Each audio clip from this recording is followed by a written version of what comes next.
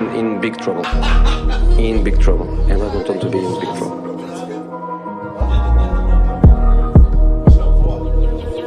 Yo, sis, this beat is poppin'.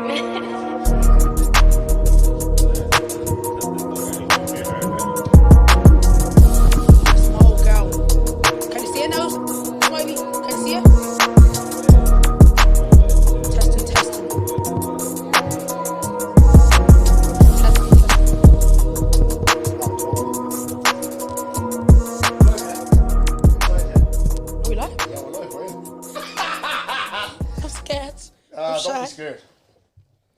If I speak, where's my phone? Can I get my phone, please? Yeah, they can hear you on camera. Oh, sorry. Goody has me drinking red wine. Sorry, it's not the best, but What's it? it's wine. It's sweet though. And it's within budget, chap. That was about €15 on me. I can't really fuck off. Wasn't getting that this around. Every day we're in budget, What? Every day. How you feeling? Are you ready? Are you ready to talk your shit? No. We're live. You Don't said panic. that already. I'm not. Yeah? So before we start though, no, what? Because you done Smiley before. Yeah? I'll let you chill there for a minute, yeah? What do you mean? Just wait. Wait for what? What? Live? That camera's on. I know it's live. Yeah, what? So what? Fun. No, give us the thing. That. What's that? Find you a little something. Oh, did you? Yeah. Ah. Nah. Thank you. Trying to try it on? Yeah, I'll try Here it you on. go. Need more distracted about 3 times. I'm medium now. I don't know what size to get. Medium. I'm normally medium. And excuse me. Hello. Thank you. Got you expensive chocolate. So can't say I don't get you anything. Shout out to Dubai Chocolate Dublin for that. Yeah. You should have seen how I got it as well. Well, where'd you get it? I got off the girl that makes it. She said she's not, but she said to somebody else that it won't be ready till Tuesday. Somebody else. I was stressing you, was it, yeah? I said, "Bet." I said yesterday she got it for me today. Yeah? Yeah, man. Love that. Nah, do you know what, Emilia? With you, yeah? Obviously, you are one of the... Obviously, it's episode 10 or whatever, yeah? It's the last season of, like, seasonal stuff. And I gave you that honour because, like, when I started this, from the very, very start, this is Instagram Live. I still owe our Nando's from time. We'll get into that, we'll talk about Me that, and my yeah? kids. Me, her and the kids, yeah? I remember it was very humbling starting to do content. Like I said, I come from a athletic background. And obviously, look, injuries or whatever led you to do something different out of the box. But Emilia's always been there from day one. When it was 2 people live watching the live, just know that she's there. When it was 1 person watching the live, just know that she's there. Doing like her nails with our clients, we're gonna get into her business and stuff like that. She's watching the pod. Do you know what I mean? Always supportive, always pushing, man. And it's an absolute honor and a pleasure to have her on. Even a big podcast asked her when she launched her business to go on the pod. She said, do you know what? If I'm going to go on a podcast, the first one I'm going to do is if I speak. I promise don't go. Because obviously there was nerves at the start. Didn't want to really do it. But we're here now. So nah, thank you. And then obviously I appreciate all this. This is deadly, man. It's fucking deadly. Fair play to you. Appreciate that. But as is customary, before we start, and she's chopping, as she always does, Emilia like food. It's melting. Look. Yeah. What's the gig with you? I know, listen, we've been speaking the whole week. We talk every day, yeah? We even had some beef. We're going to get into it. Everything's going to be real. Everything's going to be raw. Pause. You vexed me the other day. Remember over the other situation? My friend that was in a bit of beef. Remember, we were having like the back and forth on the VNs about 2, 3 in the morning. Remember? I can't remember, man. No, I'm not going to say names. Remember there was a bit of beef. And you said, oh, look, you said what you said on the pod. Oh, yeah. Yeah. So, Yeah, yeah. But no, beyond all that, what's the gig? How are you? How's your week been? The week's actually been alright. Yeah. Prep was grand to this, but I was scared, can't lie. I was shitting bricks. I'm still shitting here now, but But look. what is it? Is it the cameras? Is it what is it? People in the room? What's the gig? It's not even Panicking. anyone in the room. It's just, I have to talk about my business. I just don't want people to know. Well, you it know is what? what Do it you know what is. it is, right? Sorry, as I get this jumper on, yeah. Sorry, guys. Like I said, it's real raw, it's authentic. There's no fake shit here with me. You get the whole gig. Do you know what I mean? Fresh clothes. Fresh clubber. Talk about bleeding cheeks, the whole lot. It is what it is. I even had that staff. With you, With you, what are you laughing at? What is it? Just what? With you, yeah. What's it called? You have a story, bro. Like people see, it was E Nails and Force. Now it's E Studios, and I even had DBO up here, and obviously even after, like, because the most intimate. What I love about podding is after conversations and getting to know people on a deeper level, and even like saying what they want to really say and stuff like that. Blah blah. There was moments where, like, obviously she had to have a deep conversation here, blah, blah, and they look at her, businesswoman, entrepreneur, they see the Gucci's, they see the Thailands. People go through real life, do you get me? People really go through real life, and I'm sure that's with you as well. They see the kids fresh, they see you fresh, holidays, beautiful girl, all this, blah, blah. But before that, it was a lot, do you know what I mean? And I feel with women, like, I think I look at you and I know your story, and I remember before I seen you, at your lowest, like at your very lowest. Obviously, we're not gonna dive into that straight away, but like I remember seeing you at your very lowest, and I remember saying to you, because you're such a good person, and you're not just to support me. Anyone that does anything, businesses, whatever, Emilia's always the one to share, always, no matter what you're doing. If it comes across your radar, you will share. Do you know what I mean? And not a lot of the thing that pisses me off, and I'll say, I know you won't say, I'll say, I think a lot of black people, like, in this country, they don't want to see others do well. Do you get me? If it's not you, you're the guy. I want to be the guy. Do you get me? Not knowing. I always say, like, we're strength in numbers if we're all up there together. Do you get what I'm trying to say? Not just you wanting to be number one, but what's you being up there gonna do? Do you know what I mean? But now, so that's what I feel like I want to get you on, and obviously you tell your story. But start off, right? I want to start off like this. Obviously, your mother, you tweeted you today, right? I said I'm gonna bookmark this. I'm gonna ask you this on the pod. Obviously, and again, obviously, I'm a parent as well, and we can bounce off each other on our skills or whatever as parents. Wait, did I tweet you? Yes, your name is Emilia, right? Yeah. I know. I think I know. I'm actually a ma. Elaborate on that. What was it that, like, you were like, why am I playing ma? I don't know. Like, there's days where I'm just like, oh, I think like my kids are like my little brothers, and then there's days where I'm just like, I actually have to be a ma. Like, I have to wake up every single day and just do more things. And guys, it's draining. Flat out, it's actually draining. Yeah. It's just, I don't know, man. I wake up and I say, right, I have to do this. Everything's a cycle, right? Then when you sit back, it's at the end of the day, I just think to myself, wow, I'm actually a man. But people are, like, I think it's my everyday life as well that makes people think that I'm not a man. And everyday things that I do as well, that makes me think that I'm not a man. But yeah. Do you know what? Are my little brothers, I'm 18. Yeah. Do you know what? Here's a perfect opportunity for that, because obviously, and you're here to speak your truth. The Bunks came up here, and it was after the pod. She was like, a lot of Congolese people criticised me. They were giving me stick when I got married, right? And today I spoke my truth, and I love that, right? You've gotten stick in the past, and I know other women that we know have gotten stick in the past because of the lifestyle. They see you out partying, enjoying, blah, blah, blah. So here's your chance to speak your truth, like, do you know what I mean? And talk about, like, why shouldn't I be able, after working Monday to Friday, doing the school runs as a single mother, doing a hard job, which is the nails, it's not easy, which we'll get into. Why shouldn't I be allowed if it's twice a month, or even if it's fucking the whole month I'm out, why shouldn't I be allowed after bursting me bollocks during the week? What do you say to the people that would be like, oh, you're out all the time? What kind of example are you setting as a man? I just think people should just mind their own business. They don't know what happens behind closed doors. Like you said, I wake up every single day doing the school, and sometimes, like, their dads now will do it, but majority of the time it's me. And I work like from 12 till 7. My break is at 4 o'clock. At 4 o'clock, I have to collect them kids. I don't even get a break. So I'm basically working while I'm up at 7:45 every day, and I don't go to bed till about 11. That's over full time, and I do that Monday to Friday. I do that Monday to Friday. So if I want to go out and have a drink from Friday to Sunday, I'm allowed. If I want to go outside clubbing, I'm allowed. And if you have anything to say about it, go and find someone else. Mind your business. That's my business. If I want to do that, I can do that. If you have a problem with it, I don't give a shit. Period. John Lewis, he said, is like, what do you Friday, Saturday, and I rest Sunday? Friday to Sunday, if I'm outside, mind your own. Do you know what I mean? No, it is. Listen, that's another thing in our culture as well, where we're not very good at. Do you know what I mean? It's just minding your own business. Live life according to how you're living life. Do you know what I mean? You always have to watch another person, and you're not watching what you're doing yourself. Do you get me? And I do feel like it is. Here's wait, hold on. Go ahead. You have to remember as well, I'm young. I'm not 50 years old. Like, I don't want to look back on my life and say, I wish I did this, I wish I did that. Like, sometimes, like, yeah, I probably over party, but I have the energy to over party. So if I want to do it, I can do it. Like, sometimes I don't even have a like, out.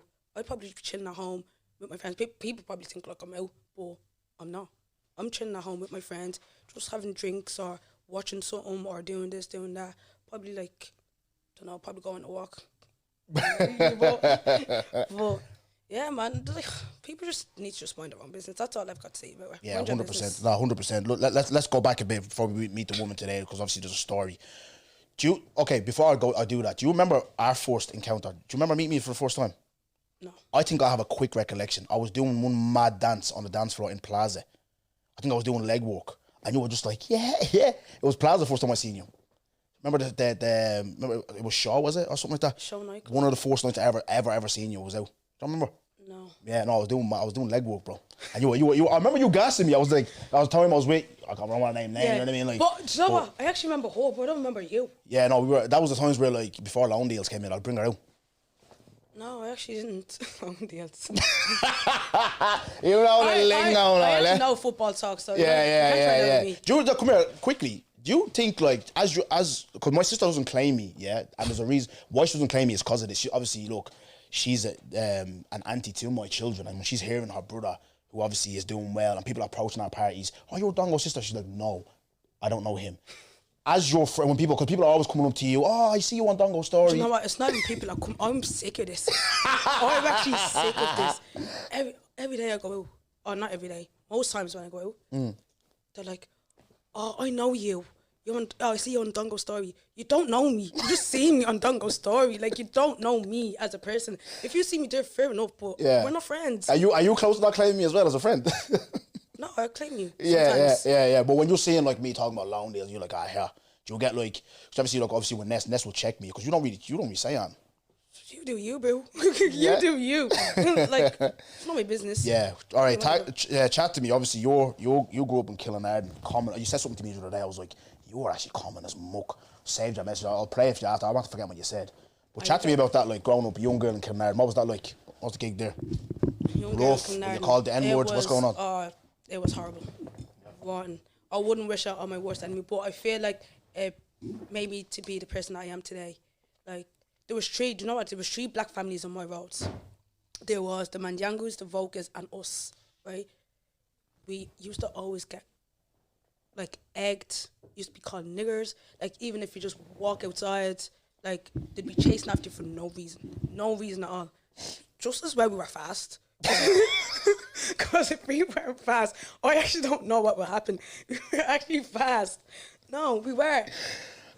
Yeah, there was just loads of shit. Like, the worst time would probably be Halloween. Halloween times was the worst period. We'd be just sitting in our house, mind our own business. I'd be in my sit room, yeah, and as soon as it hits 5 o'clock, because it's obviously dark around Halloween times, as soon as it hits 5 o'clock, I'm sitting in my sit room. Do you know why? I am sitting in my sit room scared, and I do be bursting to go to the toilet as well, but I said I'm not going there. They throw black cats in the letterbox. Yeah. They were throwing black cats in the letterbox. All here's pew, pew, pew. That can get any of us if we walked out just to go to the toilet. Like, I said, nah, I'm waiting until it's bedtime, then I'll go to the toilet. They were putting it in the letterbox, that was fine. Then they'd put it in the electricity box. Oh. In the electricity, because back then everybody had the same key. Yeah. So you'd be able to open the electricity box key.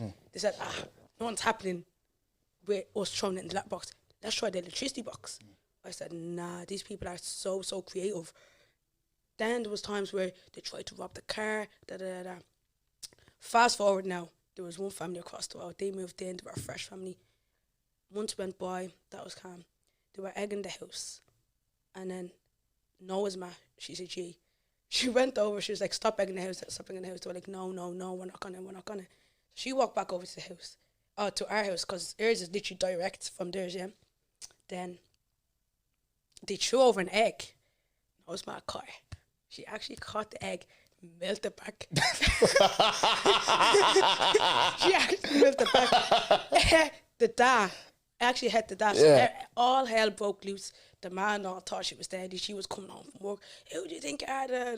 Well, this is where Noah's ma humbled this woman. They fought on the streets. They actually fought on the street.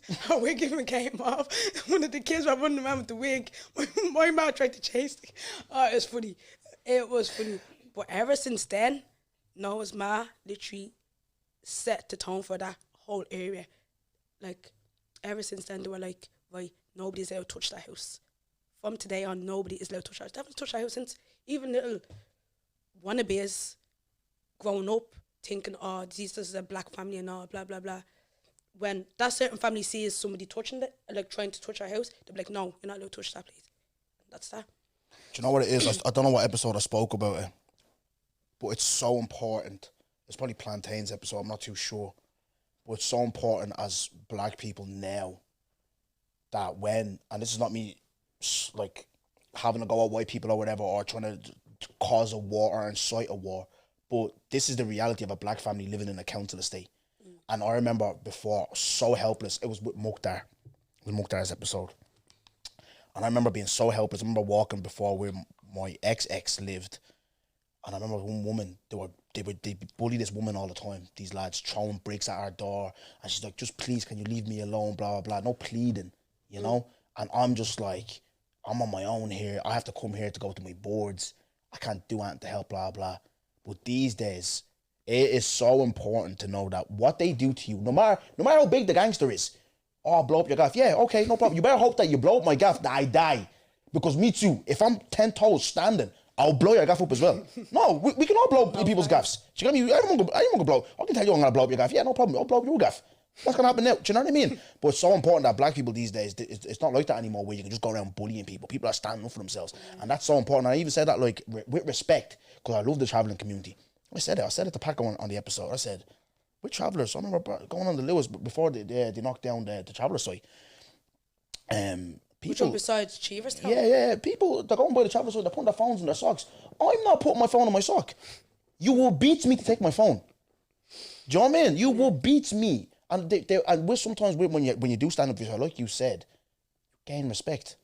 Now no one's touching that door unless like you're trying to like blah blah, but then you have people on the roads that know you're not touching that door. Do you get what I'm trying to say? Great. Like now when I can have fresh cars, I can have a fresh car sitting out there. Yeah. Nothing's gonna happen to it. And is that what like I talked about a bit your mentality, yeah, your willpower, and it's important to get the story to know where you get that from.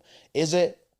Do you feel? I remember me and my sister were walking home the other day, and we were talking about like something that happened on the block, and I was like, yeah, look. I remember saying it to Joe as well. I was like, Joe, I hear it. As much as we love these places, we need to get out. Do you know what I mean? Because it's too heavy, these things. Like, stuff happening, blah, blah, blah, this, that, and that. But my sister turned around to me and goes, I don't love this place. And I said that for a reason, right? And I'll get to that reason. But she said, I don't know, this place has done nothing for me, blah, blah, blah. I was like, you're not looking at it deeper.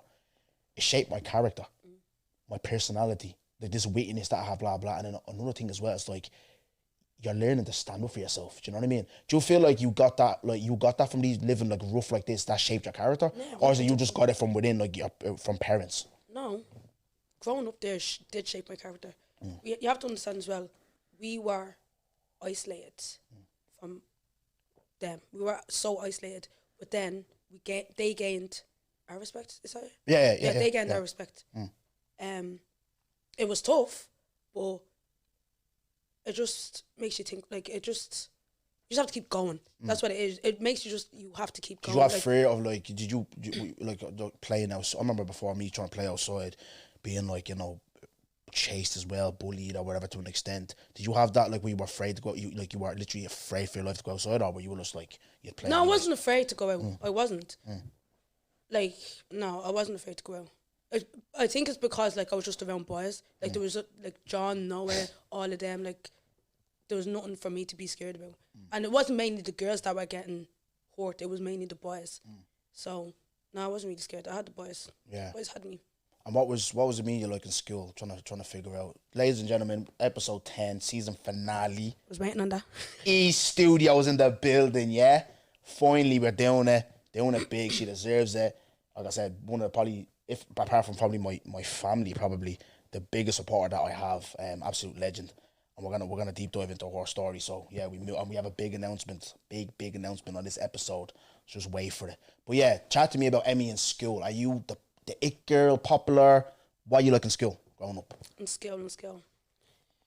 In primary school, I wouldn't say the it girl, but I wasn't the geek either. Oh wait, can I ask you this even a better question, right? No. Actually, no, go on. I'll ask you after. Go on, you finish. I'll ask you after. Not that I was the it girl. It was just normal.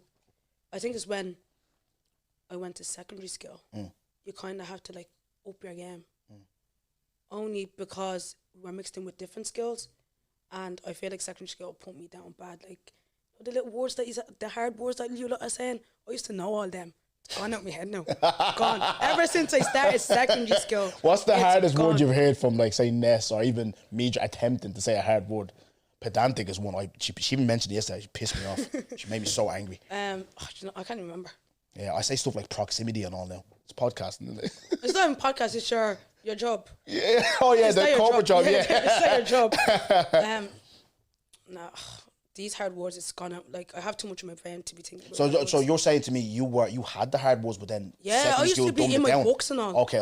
In primary school, right. Like, my ma used to love seeing me in my room reading my books, all of this. I used to love getting A's in school. As soon as I just touched that KCS, gone. My brain was gone. Even I was in high level English. I asked teacher, I need to go down.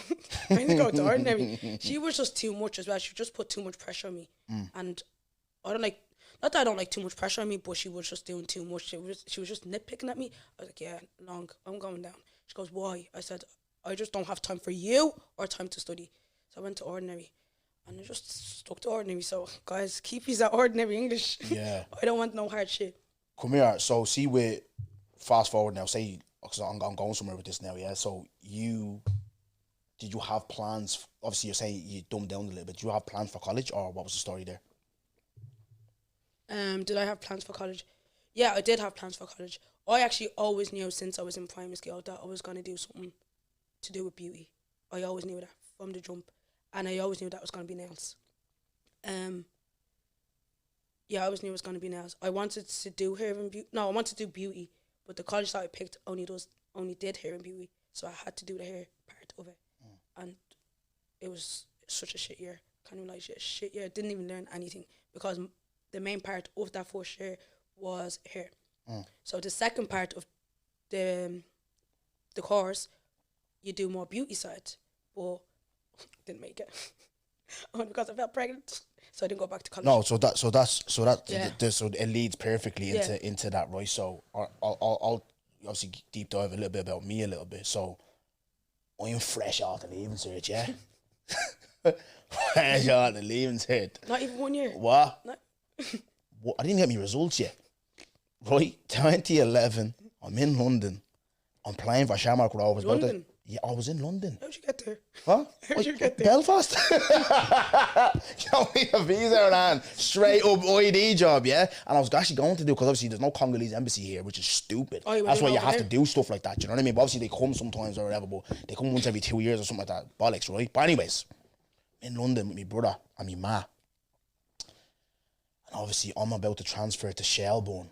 I'm just leaving Shamrock Rovers. We're going from reserve football, Spain to Smiley, playing in the stadium, and I'm going down to under 19s. I'm signing for Shells. I remember now, the other one, the first one. She texted me. We were beefing at the time. I remember we having a bit of beef. We were having problems. But then I remember, like, we were kind of, you know yourself, you're beefing, but you're kind of making back, whatever. She texted me, oh, I feel very sick and I've never felt like this before. And I'm just like, you miss me, it's love sick, know what I mean? I'm thinking, I'm in the business, yeah? No, she's like, no, like, this is bad. I feel awful. Someone advised this nigga to go get a pregnancy test. Now, obviously, I'm 18. I'm with me ma, you know yourself, strong African household. She goes to me, she's going to get a pregnancy test. I said, I get up now, I'm in bed, it's 8 in the morning. I was like, yeah, listen, what are you doing? Like, what you mean pregnancy test? Do you not know, like, we're young, we have nothing. We're just doing a leave. What are you supposed to do then? What you mean?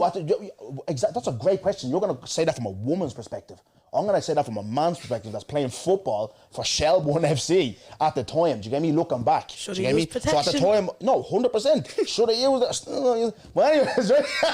So I'm there fuming, and I remember then I'm panicking.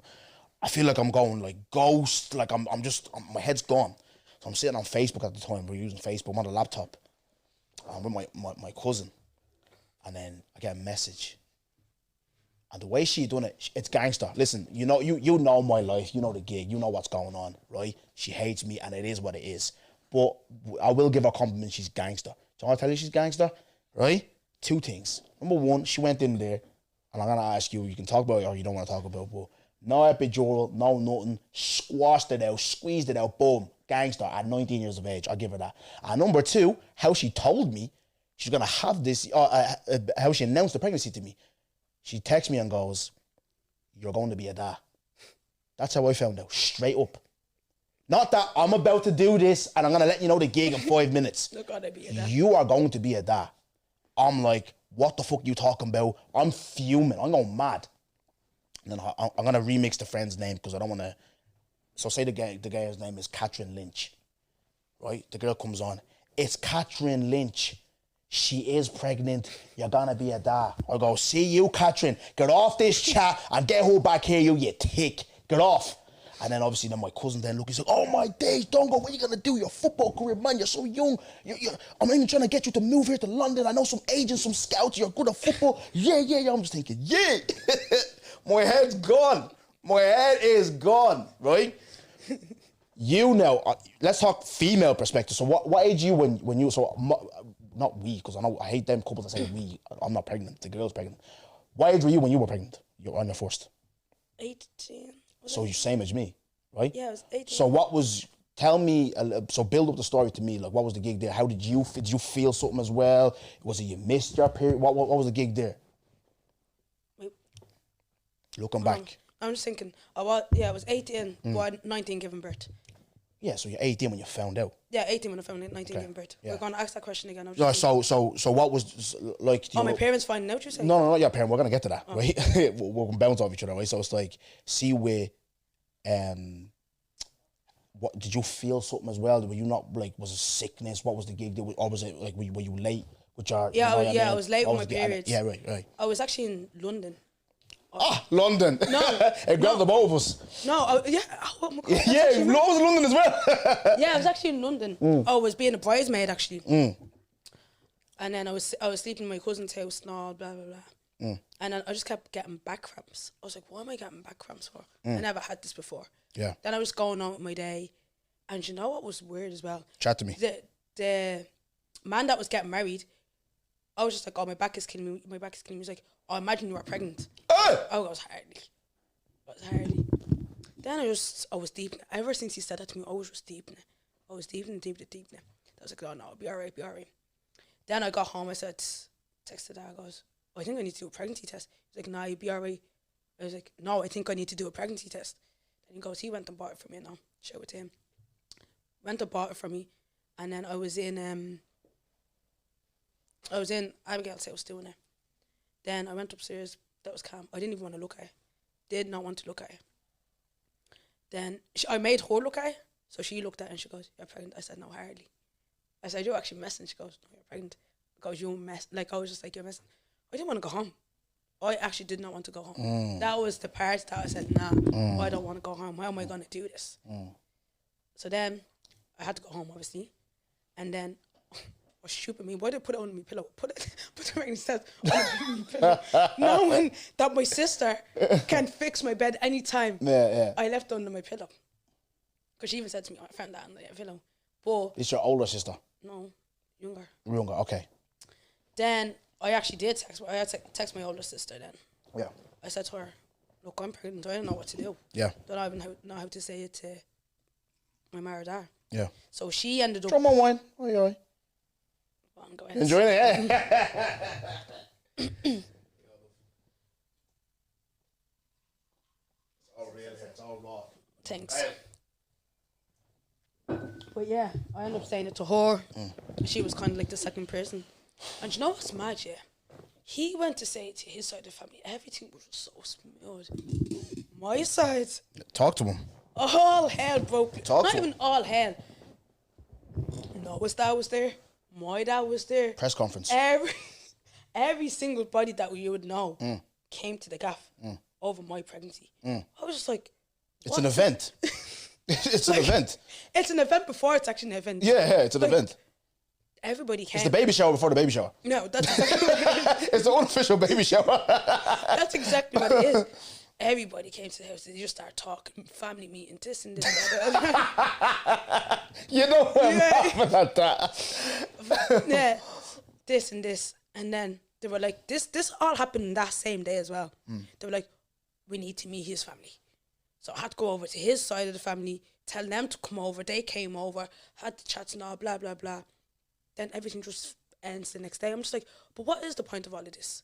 Like, I get that they want to know his family and they want to know, but the baby's there anyways. So why do you want to do like, oh, we need to meet this family? So what if we didn't meet the family? What happened then? What happened? We have to understand though, Emmy, yeah? We're growing up here in Europe where we see things from our lens and how, because we're growing up with Mundilis, right? For anyone in the room that doesn't know what Mundilis is, it's white people, right? And who's watching, sorry, I always forget about my audience sometimes, because I do forget I'm recording, right? But it's like, they grew up a certain way. Do you get what I'm trying to say? They have their ways, whether we like it or not, they have their ways. And I said this to my daughter, it's like, the things that me and you had this conversation the other day, the things that you were doing, if I was doing, there's none of this, you're grounded, your phone gets taken off you for an hour and you're back outside. There's no, I'll say it here free. My daughter told me to shut my mouth. Emmy, we tell our parents to shut our mouth. We don't live to say on this podcast. I was giving out about something which I was rightfully allowed to give out. And she's walking up the stairs, walking away from me, and she said, oh, shut your mouth. Do you get what I'm trying to say? Now, if not for Sophia, I'm not sitting on this podcast. I'm in jail. Because I picked up a glass. I was going full African. Do you get me? But that's wrong. Do you know what I mean? It's wrong because you, at the end of the day, yes, there's ways of dealing with things and blah, blah, blah, but I always try and balance it where there will be the African way, but then there will be just a way of like talking.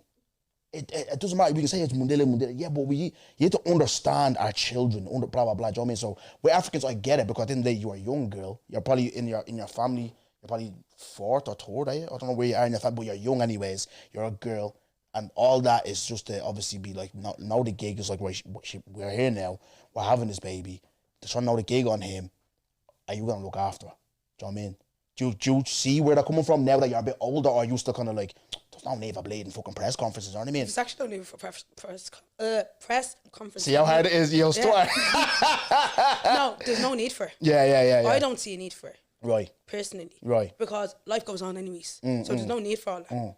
Like, if you didn't want me to have the baby, you'll say, right, I don't want you to have the baby. Yeah. Like, unless they come or something like that. If that was the case, then okay, I'll bring the family. But look at us now, we're not together. So why do you want to meet the family? I hear that. Can I ask you this, right? So the lead up to obviously having your first, what's your parents like with you, like on a day-to-day? Are they supportive? Are they kind of like giving you advice? Are they giving you game? Because I'll ask you this, because with me, I said it to Ness yesterday on the phone. With me, my mom was so angry. She was just with me. She was like, every day she was like, you're a bastard.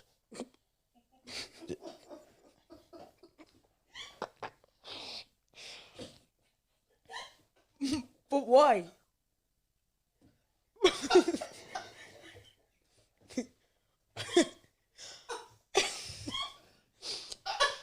Oh my God. I swear, were you not asleep? Was he not asleep? He's crying. No, but I thought he was asleep.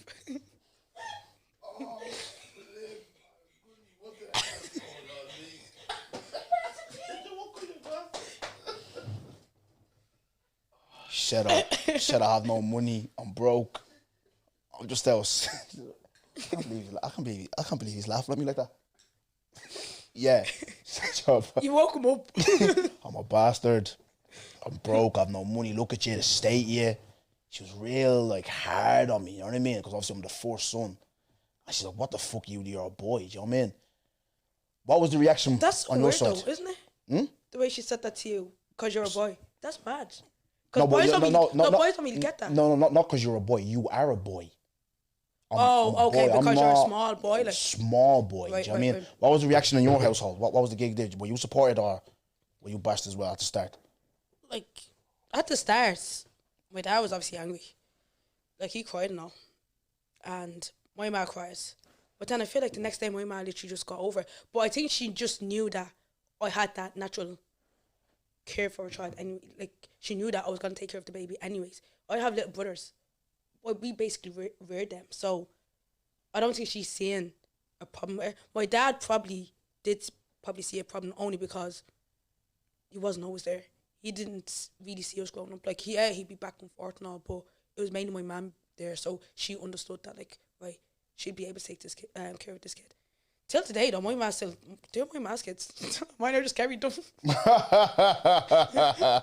I remember Mason's communion. Like, yeah, fuck them kids. I'm partying. No, it wasn't F them kids, man. No, it is. No, listen, I'm with you. I Fuck them said kids.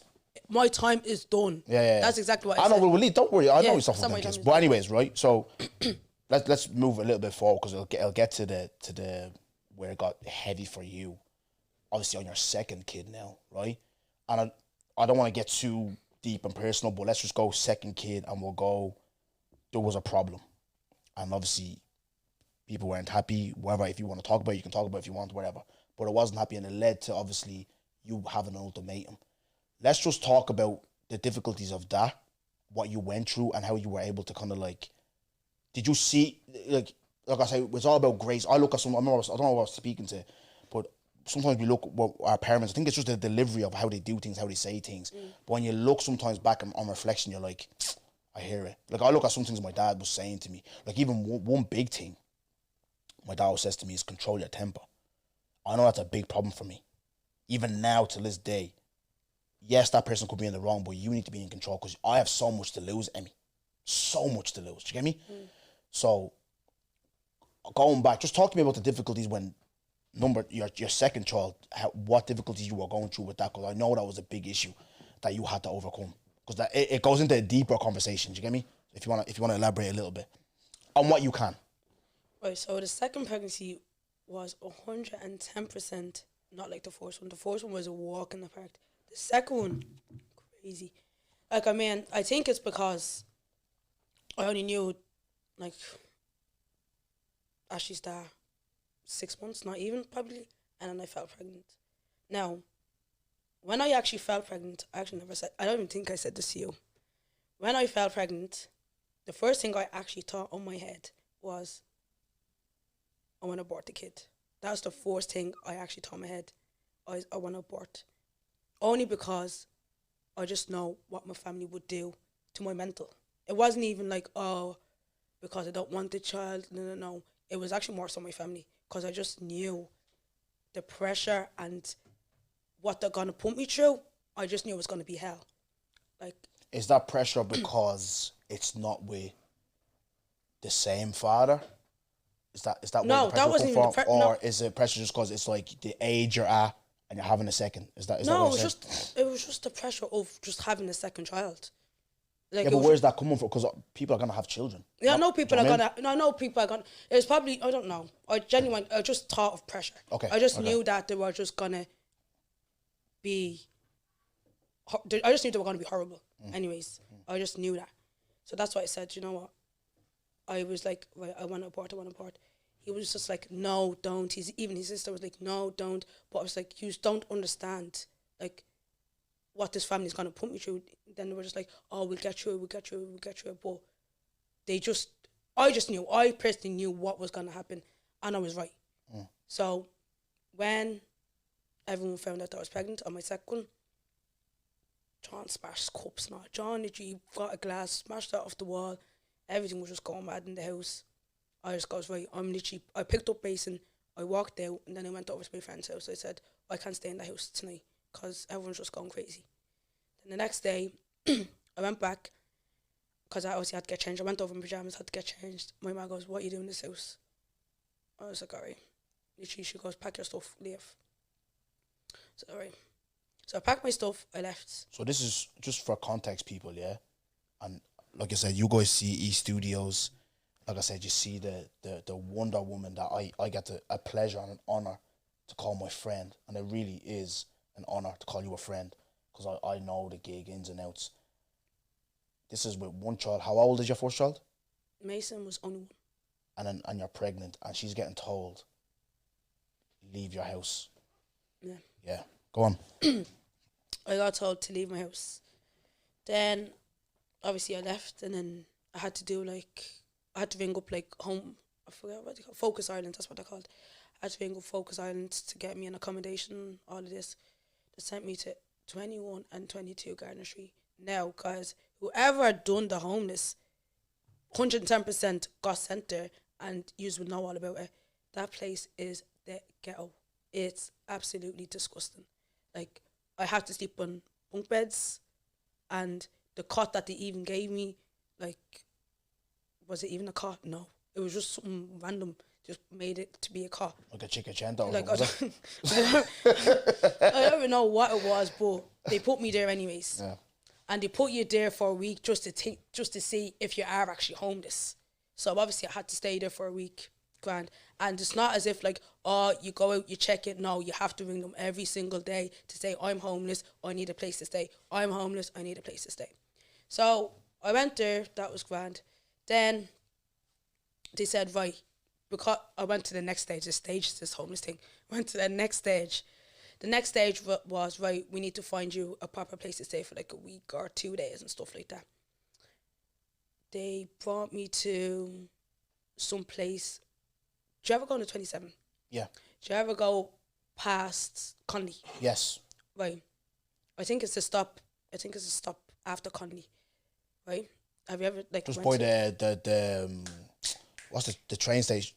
Yeah. The Conley train. Yeah. Yeah. But yeah. there's that. Yeah. 27 stops there. Yeah. And then there's a next stop. Yeah. Right. Yeah. So that next stop now, there's a little alleyway. It's the scariest alleyway you could possibly go through. I had to go there with Mason, and they would tell you what time to go to that place as well, and it would be at 10 p.m.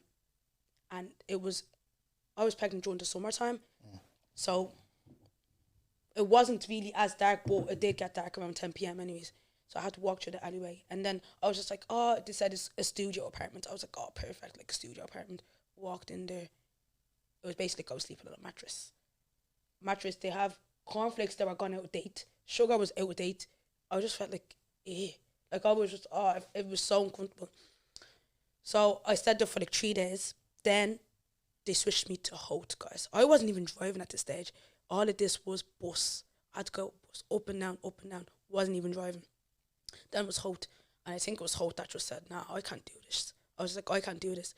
So then I just went to Noah's house for a night. I was like, I don't think I can go up and down. So I went to Noah's house. And then I actually stayed there for a while. I actually started staying there as well. Because Noah's mom said you can stay here for a while. So I just ended up staying there. And then she started talking to my mom. And she was like, you just have to make amends with Emilia, this and this, da. So shout out to her. She talked through my mom, and then we started talking again. Because I wasn't talking to my mom at this time. I think it was probably only Diana that I was talking to. I'm not even sure, but yeah, I wasn't even talking to my mom. So I ended up talking to my mom, and then she got through to my dad, and then I ended up going back to my house. So that was fine until after I had the baby. All that was fine. Well, yeah, all that was fine. It came to August 2019. I had Ashley and all, everything was fine. Yeah. Came to August 2019, I had a big falling out with my dad again. So we weren't talking for weeks. And then it was coming up to Ashley's 4th birthday. So I goes, right, we're going to have a party in the gaff. And then my dad wasn't having it. He was like, you're not having a party in the gaff. No, you're not having a party in the gaff. I was like, well, there's nowhere else. Like, I just want to have a party in the house. And he kept saying, no. Then it came to the day of the birthday. He called my sister down and goes, look, if Emilia wants to have a party in the house, she can have a party in the house. But after that, she has a week to pack her things and leave the house. So during that week, Ashley was actually, the day after Ashley's party, we were going to London because he had to get circumcised. Ashley had to get circumcised. So we went there and we went to London, and that was even a week. So that week I should have been packing, but no, I was in London because Ashley had to get circumcised. So we come back now after he got circumcised, and I actually went home.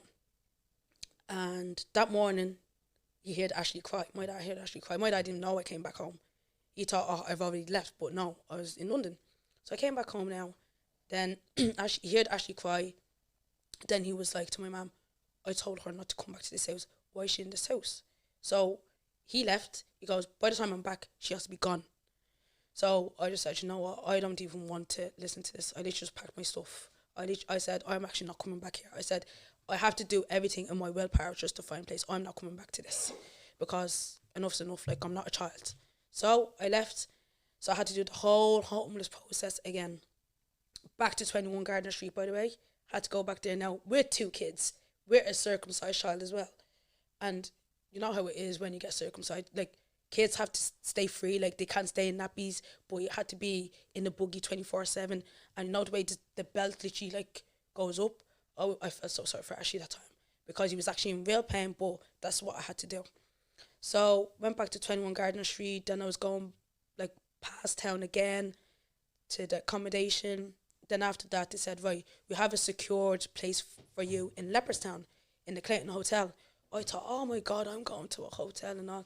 Guys, hotel is only for luxury lifestyle. It's not for living at all. Like, I thought I was going to be living my best life. No. Hotel life was absolutely horrible. Like, Leopardstown's such a beautiful hotel. Don't get me wrong.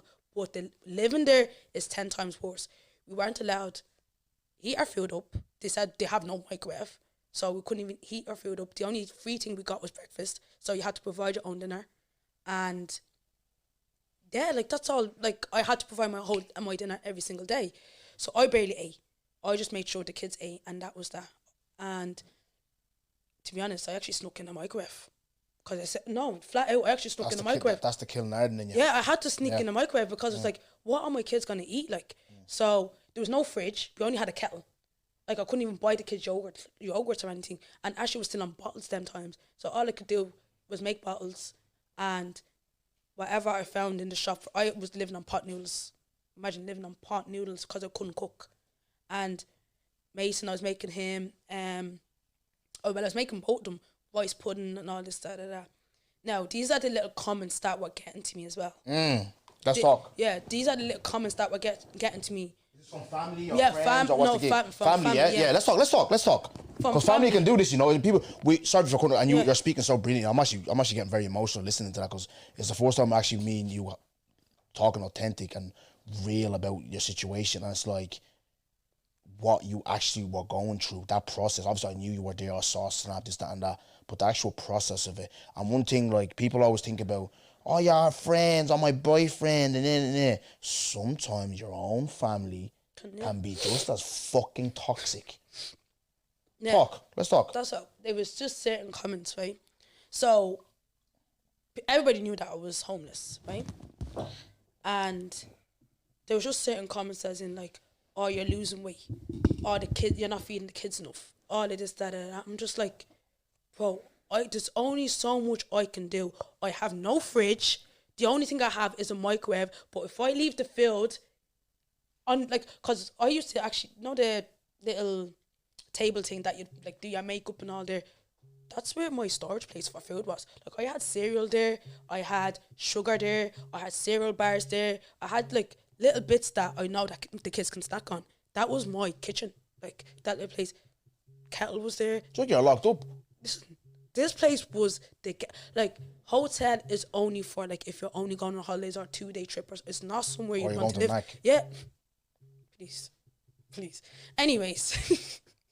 Why are you looking at me like that? But that's you. Please, not me. No, I'm just in general. Go on. But anyways, yeah, like, there were just comments like, you're not feeding the kids enough, you're not doing this.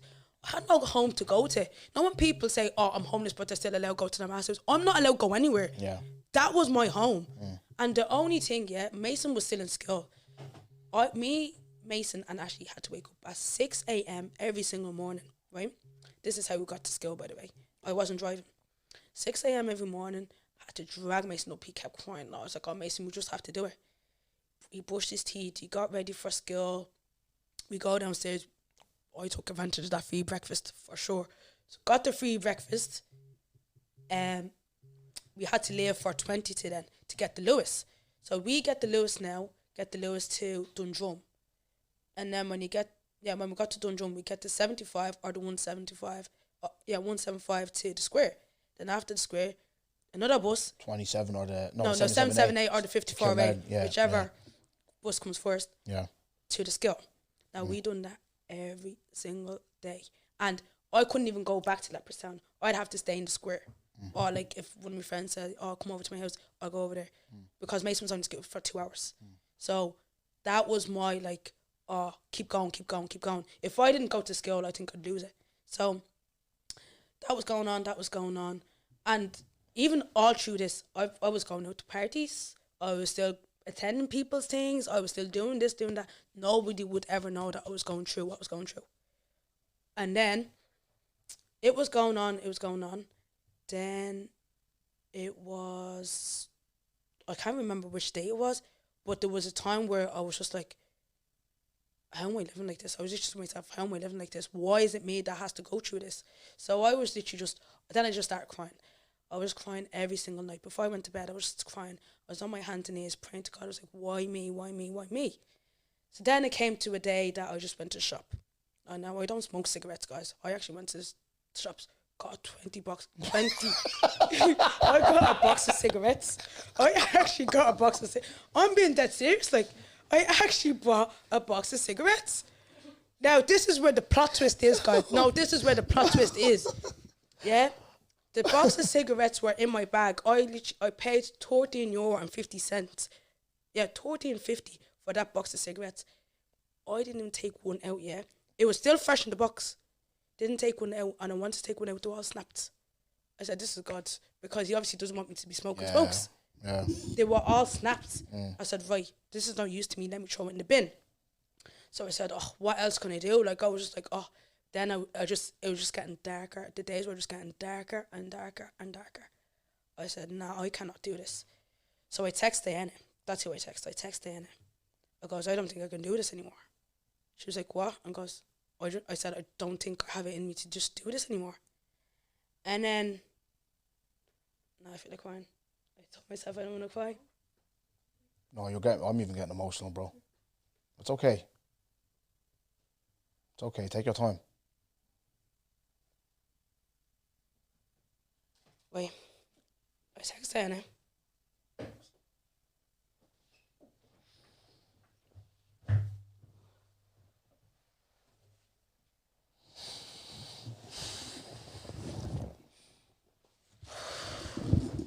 You got this, man. Take your time. There's a lot of like women that are probably in your position, been in your position, are relating to your story. And remember, you overcame, bro. You know, you didn't stay there. You overcame and you beat the odds. You proved all them wrong. Remember that. Yeah? So you take that, what you're feeling there is a natural emotion. It's looking back. Look where you are today. So take your time. You're fine. Don't worry about it. Right, so I texted Anna. I told Anna that I don't want to be here anymore. Like, you know when people say, like, oh, your kids are the people that should be motivating you and stuff like that?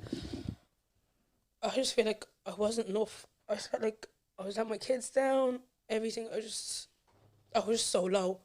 Like, I think I was even, I don't know what floor I was on, probably the second or third floor. And I can't even lie to you. It was high. Like, it was high. I was looking out the window. I was like, I don't want to do this anymore. And then she obviously rang my mum because she was obviously over in London. My mum was obviously over here, but she was working. And yeah, I just said, like, I don't want to be here. And bear in mind, my kids were actually sitting beside me as well, but I was like, I just didn't want to be here anymore.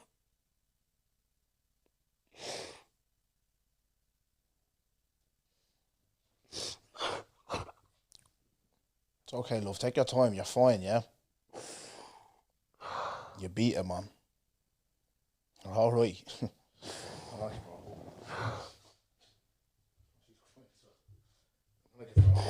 All right, love. You're all right, man.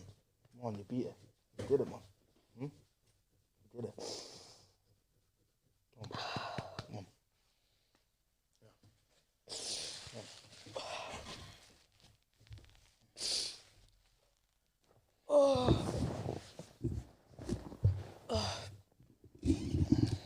Right. Right. Oh, it's gone. Not come again, please. Oh, thanks. I told her to actually remind me. But yeah, so she rang my mum and she goes, look, Emilia's not in the right space, all of this, all of that. And yeah, my mum and my sister literally, like every half an hour, they were ringing me that day. Like, then it was ringing me. If it wasn't then, it was my mum. If it wasn't my mum, it was then. Back and forth.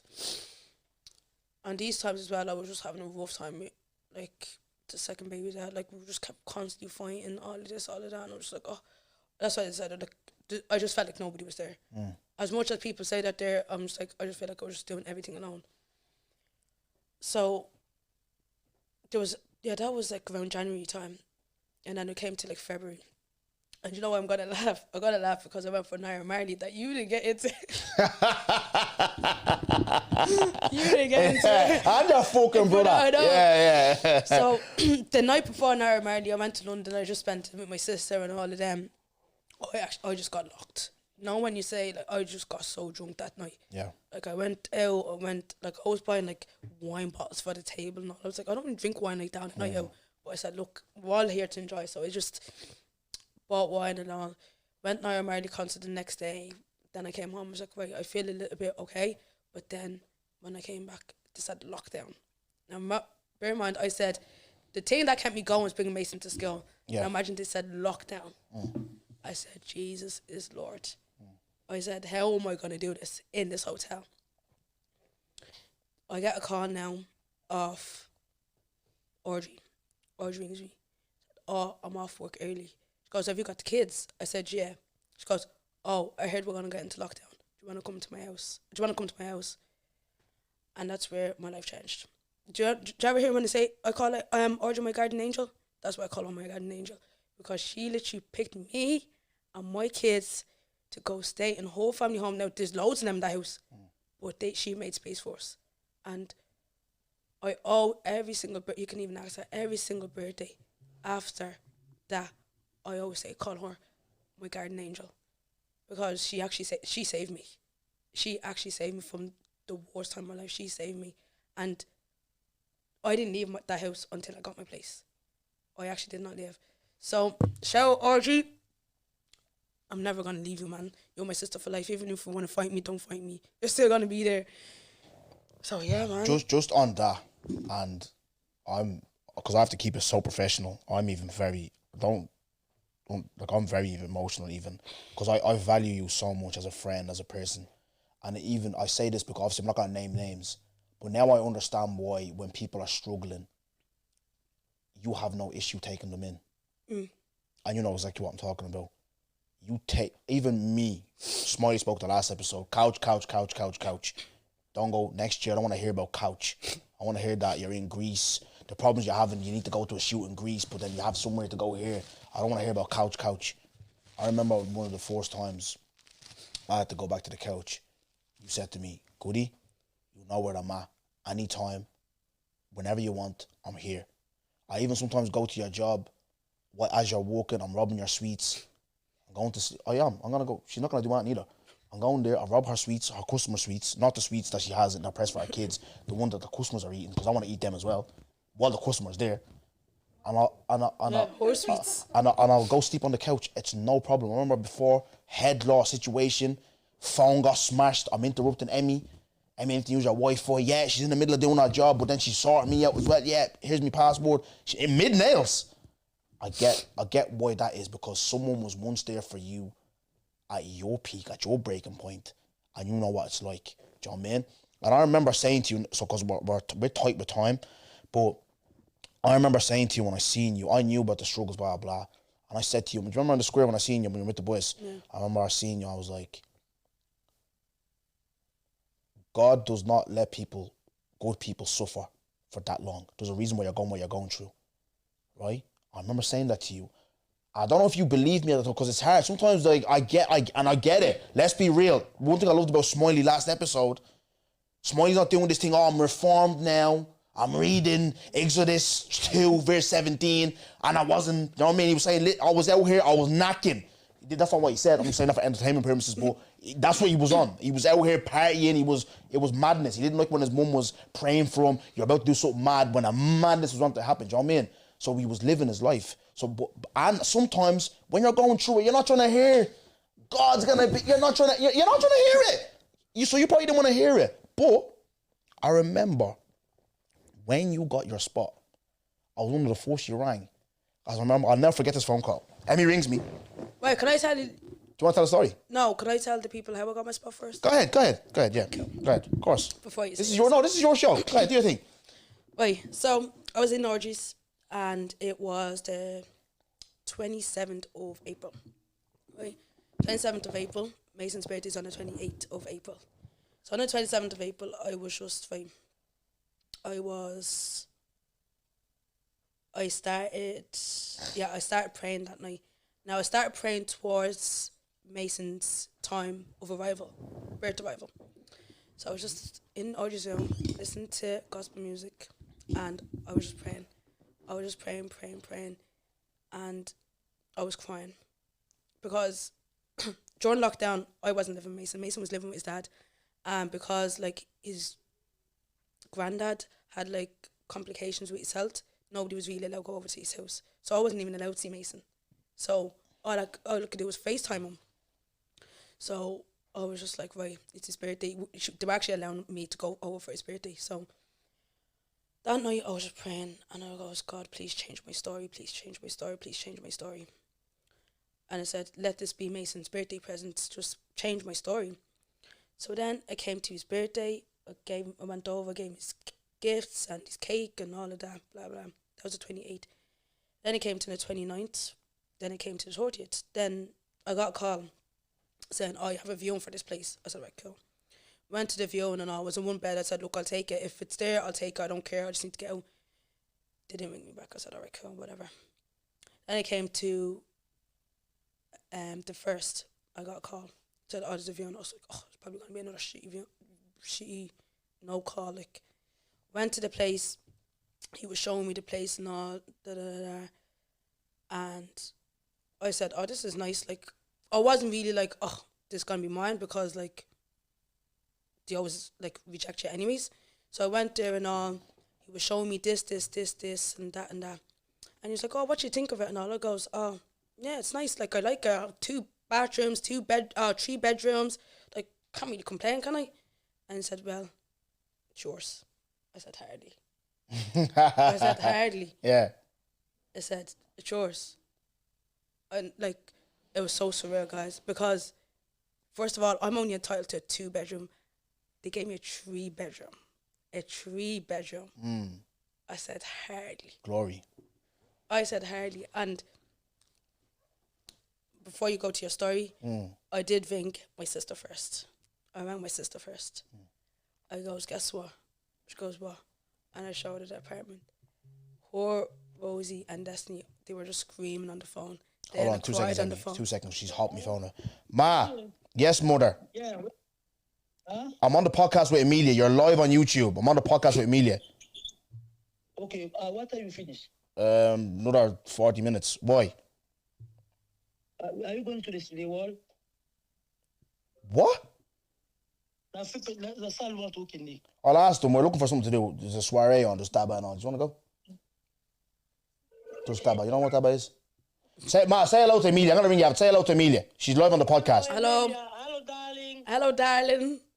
How are you? I'm fine. How are you? Good. Are you coming? Oh, CLT. Okay. No problem. Good now. Look at lift it. That's why. Go on. Say that. Go on. That's why she rang you. Right. Go on, continue.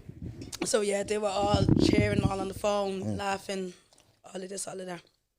And then obviously I rang you, showed you, and then I think I tried to ring my mom, but she was obviously woke. But at the end of it, she did. I showed her anyways, recorded the place, and just I showed the people that were there for me. I showed them what I got, blah blah blah, and yeah, shout out to my friends, shout out to Audrey, shout out to Ava, shout out to like Becky, Jessie, all of them.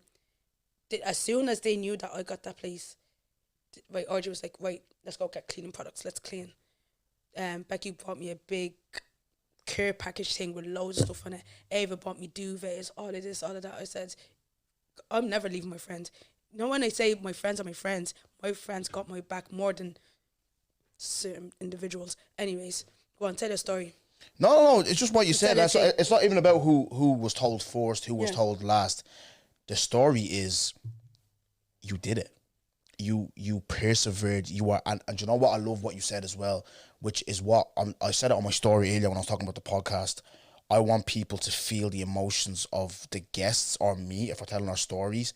And I remember, because at them times where I was going up to you and there was someone else up there with you as well or whatever, we used to tell stories. And I remember you saying before that you were suicidal. And I remember, I don't know where it was, maybe it was in a setting where we're with friends. It was me, you, and Noah. You said names. I always get in trouble for saying things. You even gave out to me over something as well. We're going to get into it, right? But, yeah. And I remember you didn't want to be open. I was like, okay, she probably wouldn't be open. But the fact that you came up here and you were like, yeah, I know you were going through a madness, but you were telling people, bro, you were on the third or fourth floor. Kids are there. I'm having it rough. I don't think I'm enough. And I'm about to jump. Do you know what I mean? That is real, bro, because some people in life, we've been through it where we've lost people that just, it wasn't, like, do you know what I mean? They're at their breaking point and it's like, boom. Do you get me? And where we can have the conversation, and I say this with so much respect and love and care, where you're living proof that, yeah, you could be there. I've had enough. I'm not, your kids are there. It's not as if you're on your own with your thoughts and what you're about to do. No, you know what it is? Like, you hear voices. There's voices. There's actually voices in your head saying, do it, do it, do it. Like, people probably think I'm psycho or something, but there's actually voices. No. What you're saying is completely true. Yeah, and it's completely true. There's a voice in your head that keeps saying, just do it, just do it. And that's the thing I was fighting. It wasn't even I was fighting to find a gaff or whatever. It was just that. But where I go, where it shows your strength, yeah, and it don't underestimate what I'm trying to say to you here, yeah, and it just shows the power in you, and that's why I call you Superwoman. And at the end of the day, this is not trying to get the girls on my side, blah blah blah, or I have the band or have the crack, but you're my friend, and I'm gonna big you up and rate you as what you do as a whole, because you inspire me, because like where man's at now, it's like, you know what? She's like, I've had friends that I've overcome. So you stop being a bitch and be a man, and stop constantly trying to fight for something that it's not on, bro. That's dead, bro. Leave it. Do you get me? Yeah. Go and you be a man. And like you said, even looking at you now, like even looking at me, what a man's been through and stuff, and I've spoken about openly. You're stronger than I'll ever be. I'll probably lift heavier than you. I'll probably box the head off you, but you're stronger than I'll ever be. Do you know what I mean? Because like I said before, people have been there. It's not even, people have been there alone with their thoughts and with that voice in their head. You had your kids, bro. Kids are right there and you're thinking, this is it. Do you get me? And you overcame and you fucking did it. You did it, bro. And look, you had a great support system as well with your friend, because I see myself every single day. And it's a testament of who you are as a person, because you didn't get it from nowhere. And where you will always keep winning, it's gratitude. Do you get me? And this is why I see how you are, and it's fantastic, bro. It's fantastic to see. And like I said, people look at you, E Studios, yeah, she's flying, she's fresh, she's on holidays and this and that. You don't know what she went through for that. You don't know what you went through for that. And now they know the gig, do you know what I mean? Like, fucking hell, that's heavy, innit? You're crying on the podcast and all. So you want that? You want that squid? No, I literally said to them, girls, don't make me cry. Make sure I don't cry. So you want that squid now? Next ball arise out as well, yeah? What is it? I know. But you know what? I haven't spoke about it. Yeah. In like ages, I haven't spoke about it. Yeah. And speaking it loud, and obviously people are gonna watch. It just brought it up again. And I'm just like, Yeah, no, it's inspiring, bro. And I feel like I said, there's a message. It's not just like, yeah, it's good. I'm entertaining. I'm funny. The brazzers, the this, that, and that. But for me to step it up to the next level, it's information now. What information can I myself lay out to the people that can help, or for my guest? And it's like, so if it's not information, it's action, it's whatever. It's like, bro, man went through, you see the E Studios, but there was this before that. There was thoughts of, there was the pregnancies, family issues, rare for me to be where I'm at today. And the levels are just going to keep going up. And obviously, we're going to get into that a little bit. But see, yeah, obviously, getting the place and looking back now, and obviously with the kids and all, do you think, like, if you had a smooth, like, if everyone was with you and you were still in the gaff, would you have E-Studios today? I don't think so. If you didn't go through what you go through. So I don't think it goes to sometimes maybe God is putting you through these challenges to be, yeah? Do you agree with that, yeah? Yeah, 110%. Like, I think I had to go through that. Yeah. I definitely had to go through it. Like, I did go through difficult things, like, in the past before being pregnant and stuff like that, but this one in itself, like, yeah, that's why I'm E-Studios today. I'm just like, guys, you just can't slap me. Not the way he says can't slap me, you can't slap me. You can't slap Joe, me. let me, because I think I said it on a live or a story, I don't know. Nobody can slap me I'm 5 foot fuck all. Of fucking course you can slap me, you know what I mean? Like, Smiley, you want more, yeah? Of course, love. For you. No, he's not, told you. No, it's actually going now nicely. Told you. Thanks. 11:15 then. What's up? Can you walk that way? No, you can't. Flat out. Mars life, flat out, you come out that way, yeah? That's on my Mars. I don't even look. On my Mars life, you cannot walk across there. You probably walk. You walk now? Yeah, hold that. Right. Yeah. What was I saying? No one can slap me. No one can slap me is not. No one can fucking slap me. I'm 5 foot fuck all. Look at the size of Smiley. Of course you can fucking slap me. Nobody can slap me as an attitude. It's a persona. It's a character trait. Wait, pause. Next subject. What next subject? Because that was my question, so don't say it. No, but let me reform. No, but that was actually my question at the end. Oh, was it? Yeah. The one question only? Yeah. Okay. Next. Okay, no problem. No problem. Because I don't have any other questions. Oh, no problem. Okay. So obviously you move into the gaff. The gig is yeah. But now there's obviously to maintain the gaff. Now it's to look after the kids. You're closer now. School is easier. Blah blah. How does nails and start? Obviously we spoke about your schooling. You were always into nail taking and whatever. But it was beauty and hair you doing or whatever. So how do we start nailsing? Talk to us about that. Starting during the summer, because COVID was still around, actually. COVID was still around, and sorry, did you, because I don't know if I remember, I was thinking about this the other day. Did you work in a corner shop? Yeah, actually did. You were a boss, man. Yeah. You were a boss. Listen. You were a boss, man. Yeah. I was thinking about this. How did you know I worked there? Do you remember, because remember, you told me talk. You told me. You used to work at, was it one at... AJ's, where the... Yeah. AJ's. Selling fucking... Shout out AJ's, selling refresher bars. They were nice groin. shots. It's the groin. No. But yeah, chat us about that. What was that like? Thing actually ran that. Mason's auntie they were like owning it and they were just like, oh, do you want to work in And the were you shop? saving the little that you were earning from that, obviously looking after the kids, whatever, blah, blah, but... Ashley wasn't there yet. Right.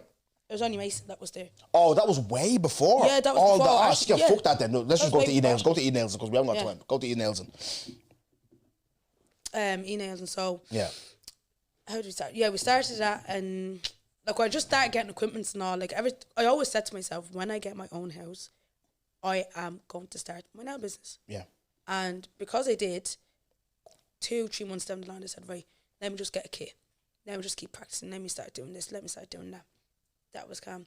Then it came to like December times. That's when I actually kind of started doing people. I started doing like close friends, family, all of that. You know what? I'm going to say shout out to Ava because if it wasn't for Ava. Shout out Ava, man. Shout out Ava. Since I started in 2020.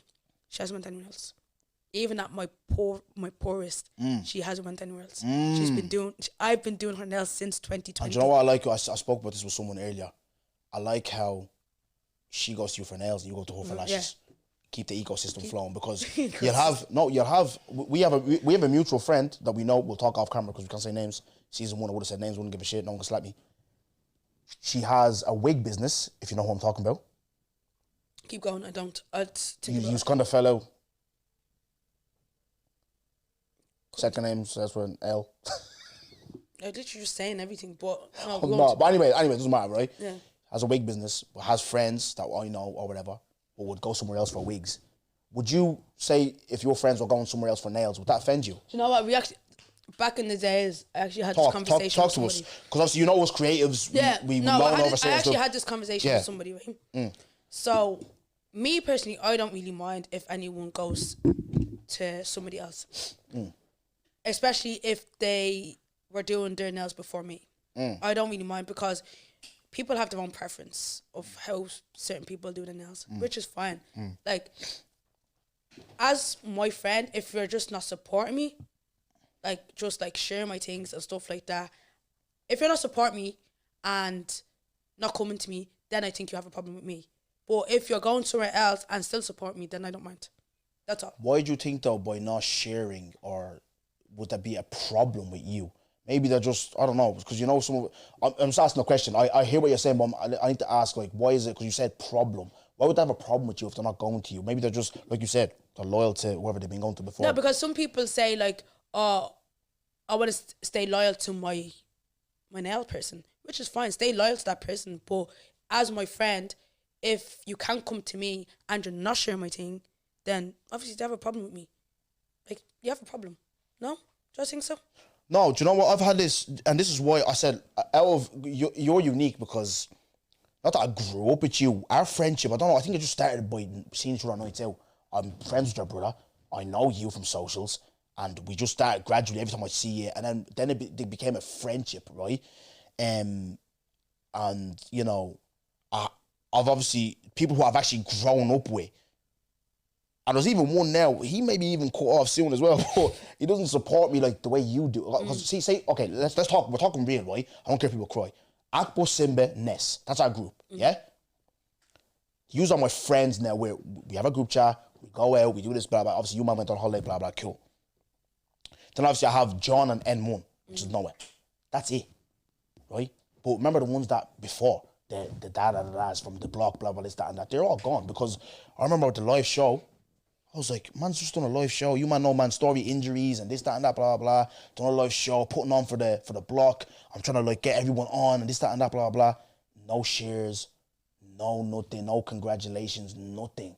Fuck off. Because you actually know me. So no, I'm with you on that. I'm probably, you actually know me. Okay, you're not probably buying a ticket, but say well done. Yeah, just how a man traveling something. from London, girls are traveling from Belfast and know me from socials. Belfast, bro, or Letterkenny, wherever the fuck it is, yeah? Traveling to come see me, but you on the block and you're in the same fucking group chat, you're seeing niggas are footballers and my brothers or whatever are putting in from the chat, the show, and you're still not saying nothing. That is screaming hate every day. I don't give a fuck what anyone says. I'm glad you said that because I always bring up these things about socials. And that's why I'm always like clued in. I'm like, them little fine margins. You're not sharing. Why are you not sharing? But you're the first to watch. You're always there.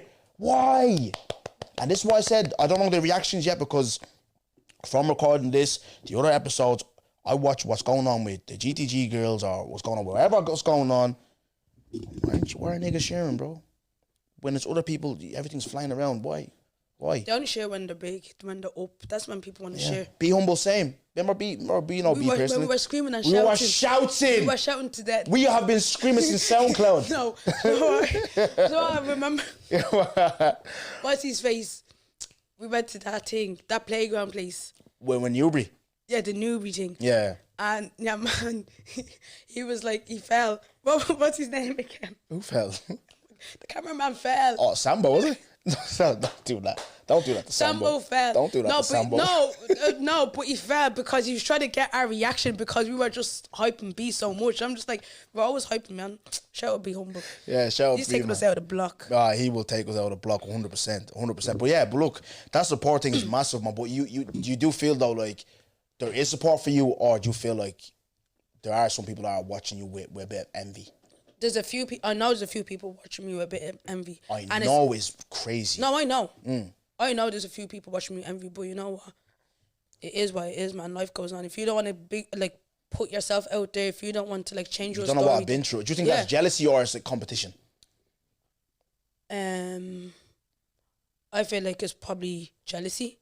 No, I definitely think it's jealousy. It's not even competition. No, I feel like it's jealousy. Only because they didn't think I was going to get there. Mm. They didn't think I was going to get there. But guess what? I got there. Talk to them. Yes, sir. Emmy. Do you know what it is, yeah? Just keep on winning, bro.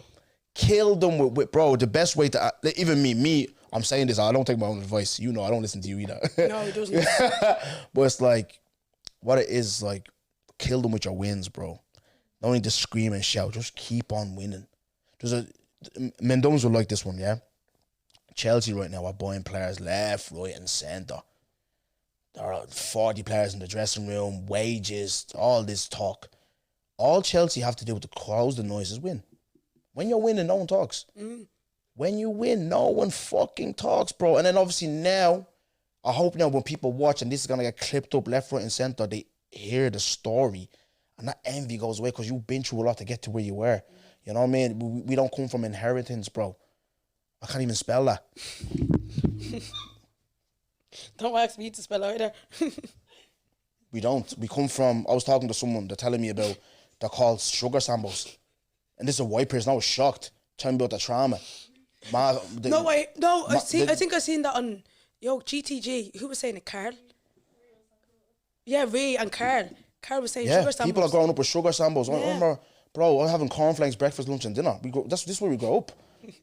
It's man, I hate it. And when they see, I'm laughing because right, you know the way growing up you'd make Rice Krispie cakes. Yeah, we didn't have Rice Krispies, so you had to make it. What did we make it with? You had the chocolate, but we just didn't have the cornflakes. So I actually don't know what we made it with. I was trying to think, but it was actually nice. What did I? I remember. Let me tell a story. I remember going away with Shells, underage. We were going to play Galway in the All-Ireland. So we stopped off at this fucking carvery place. Pub, sorry. And we're having breakfast. Remember Gitzo. So Gitzo, for black people, I don't know, it's Christopher, but the nickname is Git. But remember Gitzo, right winger. From Sheriff Street, common as muck. So back then, do you remember having tea in your house, but you'd have tea without the milk. You just have tea. about 5 sugars. You remember? Do you remember, yeah? So I'm so used to that, right? Not until I got with the first baby mum, where I put milk in my tea. I'm so used to milk. Oh, tea. So you had no milk. Listen to this. So I'm sitting beside Gitzo. So I put my tea. I'm not used to all these plates and all sandwiches and all. I'm not used to this, right? Put my tea. I put my sugars. Start sipping. So Gitzo's doing his thing. He looks. He goes to one of my teammates. Mark, look at this bleeding fella. I even dropped a milk in his bleeding tea. What's he doing? Jesus, what you are? No, they look at me like I was fucking fresh out the... listen, it's mad, bro. We growing up, like, it's... People need to understand our stories, bro. Stop.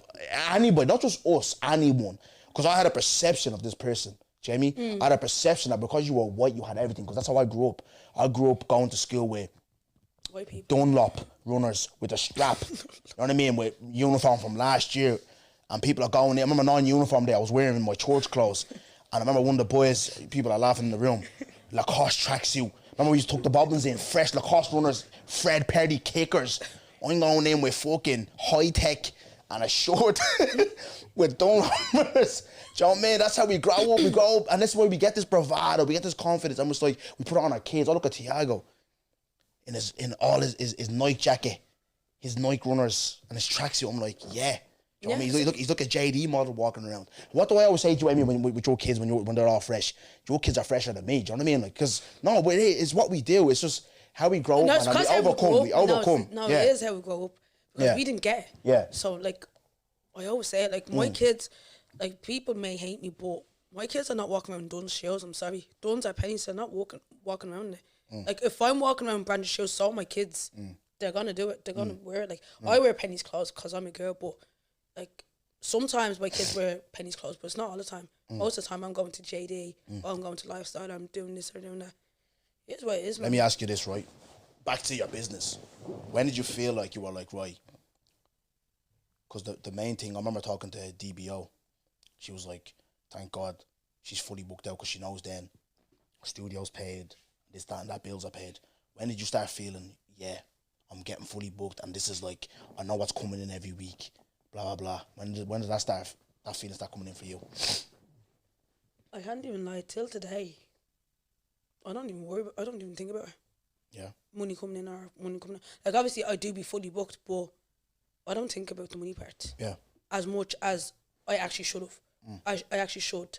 Like, money can come in and I'm just like, oh, look, it's just more money there. Like if I see a lot of money, like, I still do savings and stuff, but if I see a lot of money, I'm just that type of person. If I have a lot of money, I'm giving. I'm just giving. Like, it's, if someone says, like, oh, have you got this? Or if someone just talked about something, I'm getting it for them. That's when money comes in, I'm not even thinking for myself. I just think for other people. Yeah, I'll treat myself to like this and this and that and that. But the rest of the money, I'm just like, right, you stay there. I don't want it. Like, I have my savings there for if I need something, but most times I don't. And yeah, I don't really think of money like that. And I always say this to you anyways. I always say money doesn't faze me at all. No, but the reason why I asked, I'm just asking, like, obviously, because then there was obviously the rebranding, right? I'm asking that because, like, your business is booming. It's like, okay, what was it that kind of, okay, better question. What was it that got your business booming? Do you feel like in the era that you're living in now, back in the day, traditional was obviously going to an African household, be a doctor, be a nurse, be this, be that. Or if you're trying to get into beauty, I remember beauty was laughed at. Being a miwa, I remember being a miwa, it was laughed at. No, being a miwa was laughed at. Being a barber was laughed at. But now, who's raking in the bread, bro? Who's raking in the money? Barbers. I'm seeing Manny the barber has about 25 shops wherever the fuck he lives. Mercs, holidays, Miami, video shoots. So my parents actually never said, oh, I want you to be a doctor or a lawyer. No, but you know the gig with African. Yeah, no, but they actually never said that to me. Yeah. And I think that's what I'm like, I didn't feel precious to be like in my books that much, because they never actually say, oh, I want you to be this, I want you to be that. So I'm glad in that sense, because I was never going to be that anyways. Flat. I was always going to do what I wanted to do. Flat. I was always going to do what I wanted to do. Remember, no names, right? No names. Speaking of doctors, right? Let me ask you this. There was a girl I know, watched 10 seasons of Grey's Anatomy and said that she wants to be a surgeon. Do you get what I'm trying to say? No, but like, no, was I bad for saying you're never, like, hardly open heart surgery after watching 10 episodes of fucking Grey's? Do you know what I mean? Like, but that's what you're saying, there was no pressure, right? So yeah, but so do you feel like, obviously with social media and all, what was it that got you to pursue your friends? How you marketed yourself, Brandon? Because obviously I asked that because I think it's not easy. It's not easy being your own boss. No, everyone wants to be their own boss. It's not fucking easy because you're running it. You're the staff. Do you know what I mean? Like, so what's the gig there? I just think it's the person that I am. Yeah. I just like driven. Yeah, I'm driven, and I'll just say it's just God. God literally said, right, you got out of this place. I'm gonna give you this. I'm gonna, like, you start it off and I'll finish it for you. That's exactly what it is, and He's done it. Like, I didn't have to like search for clients. I literally made my page, posted my content, and clients were just coming to me. They just kept coming. Like, I didn't have to keep saying, oh, come to me, come. I didn't even have to say that to anybody. I was just saying, look, appointments available, people are taking it. I can't remember what time I was like, oh, booming. It just happened. It just happened naturally. Like, yeah. Can I ask you this then, right? So you rebranded. I remember being there. It was an honor. It was a proud moment. I even think I have it pinned on my Instagram. You do. And I'll be pinned there forever because, like I said, I know the journey. You spoke about your journey. You rebranded. Obviously, you said you got the 3 bedrooms when you're supposed to only have 2, yeah. But then you said, right, I'm going to make this the studio where I'm actually going to, this is where I do my work. And that's where I go and steal the sweets. And do you know what? Next week, I'm actually going to come steal some sweets. But yeah, what was the idea behind the rebrand to E Studios instead of E Nails? And how did that come? Was that like, because I'm doing this room up, I need a fresh name, or what was it? Well, the rebrand is, I wanted to do other things other than nails. Like, I know there's still more, like, sometimes I do, you'll see in the BTS. Anyways. Yes, sir. You'll see in the BTS. Yes, sir.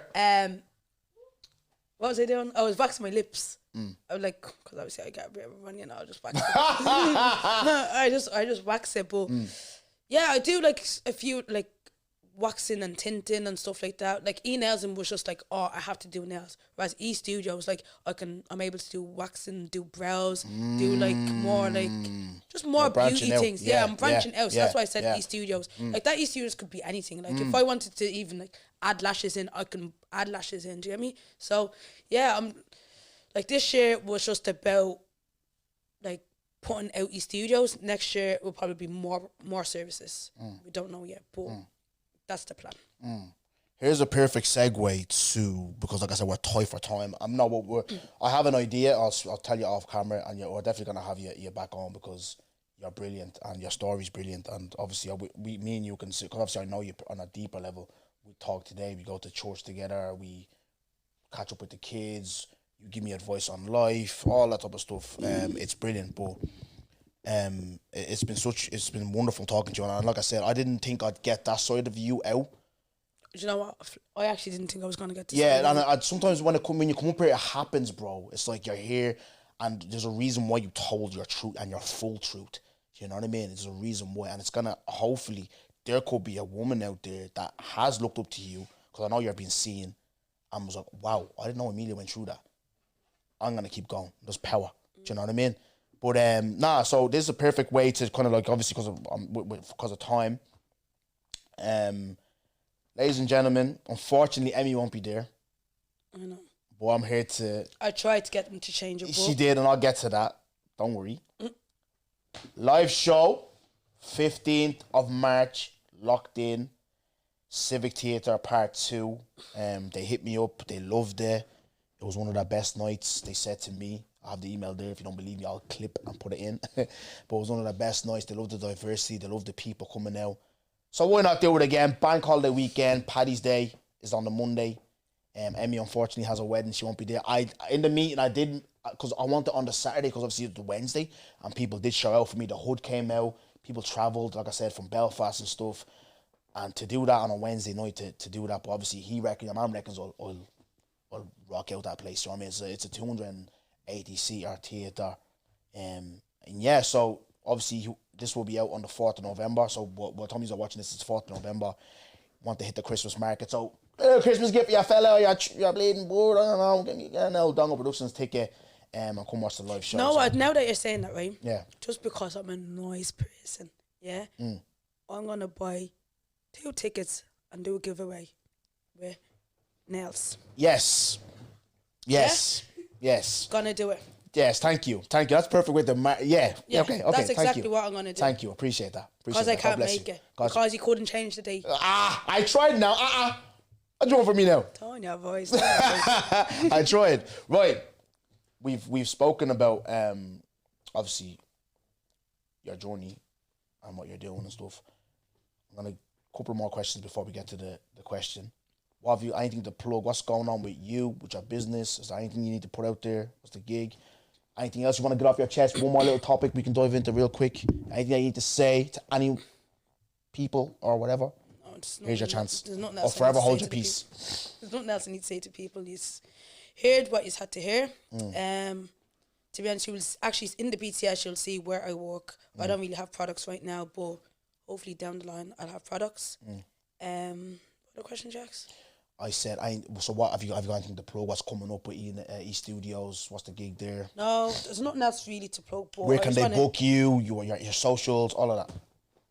E Studios, as you can see there, you will see it as well in the BTS. But I just want to give a shout out to my friend Ava.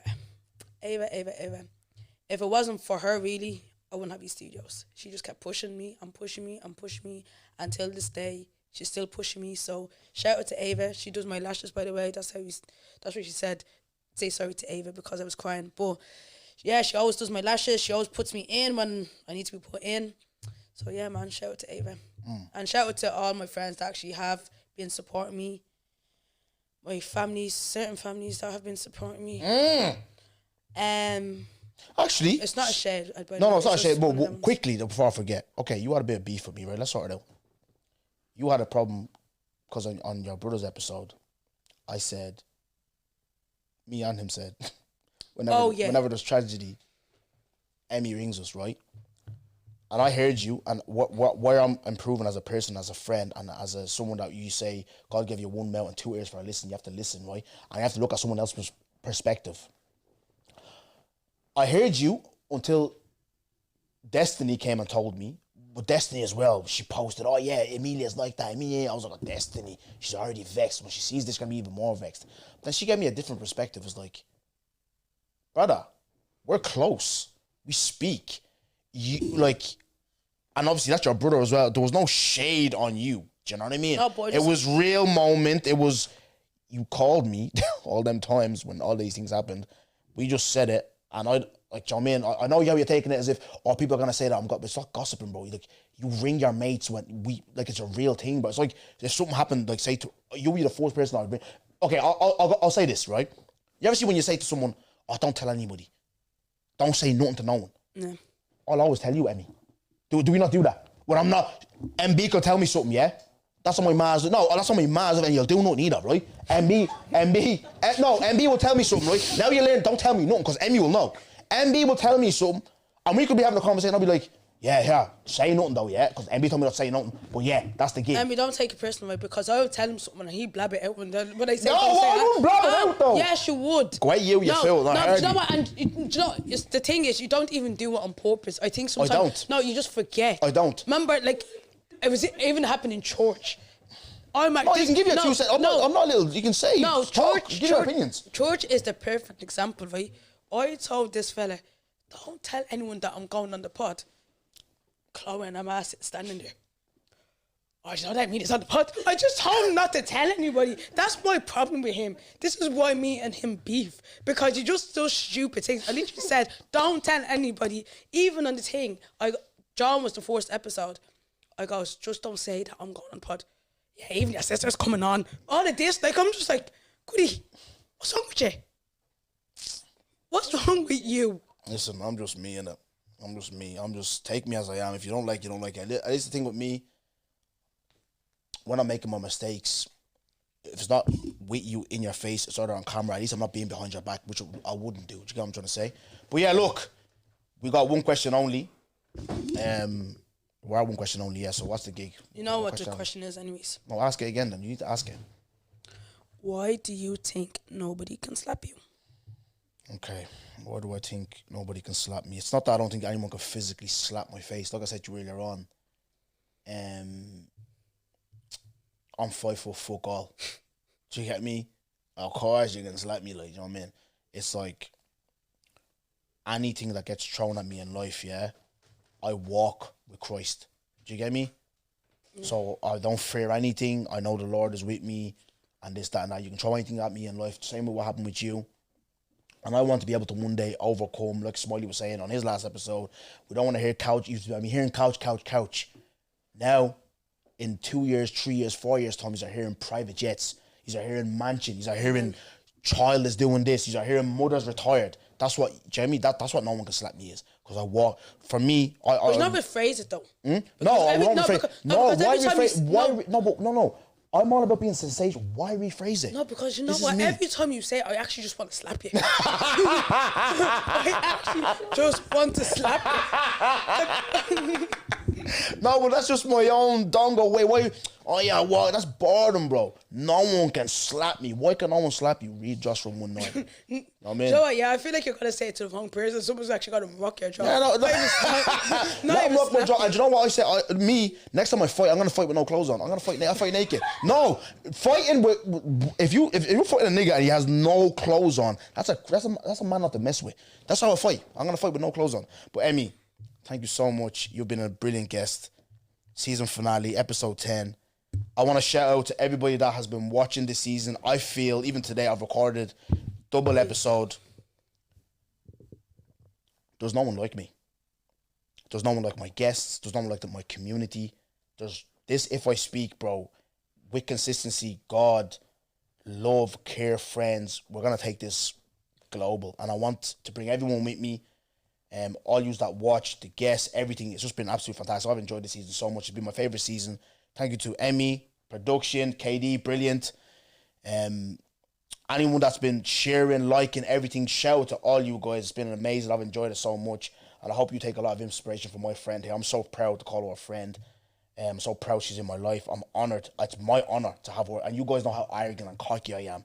But I'm just saying here, imagine me now humbling myself to this amazing human being. And I'm so proud of you, proud of your kids, proud of your family, your journey, everything. I'm so happy to be in this room today with you. And thank you. And was it hard as you thought it was? Did you enjoy it? How was your experience on If I Speak? Oh, it's weird being on this side. Yeah, because you watch so much. You watch every week.